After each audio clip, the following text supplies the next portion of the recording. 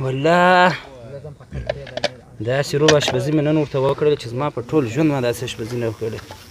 ته یو وایي چې موږ اشپزیانې کوو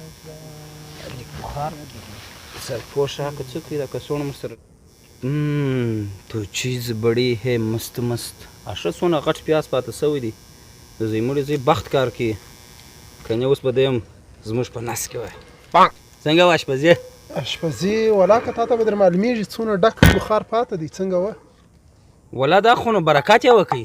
زه خو نه داسې اشپزي نه کوم برکت یې نه دی کړی هغه مېلمنو ګرده هلته انار وخوړه یو مېلمه په واښو اخته و دا اوس اشپزي ده چې تی کوې بله خو داسې اشپزي سړی نه کوي هلته دې ما ته ګېټونه کشوله چې زما دغسې اشپزي زده ده دغسې استاد یم دلته دې تورته ګوره لکه په موټانو کې چې یې والي دا اوس اشپزي ده دا چې کور ته یوسې سس کوشنیان یې لا نه خوري دا څه شوه تورته وګوره دغه هډوکې لا سټلې جا ګوره بله هډوکې ها دا دغه نه بخار جوړ کړي هغه ډکې لا تورته ګوره پاسته دي سړی داسې نه کوي هغو ته چې زه په یوه روپۍ کړم داسې خوندوره اشپزي تا اوس بل وخت اشپزي ګر سره کړې وه ګوره په انټن کانټینټل هوټل کې مې اشپزي کړې ده هلته اشپز وم 3 کاله انټن کانټینټن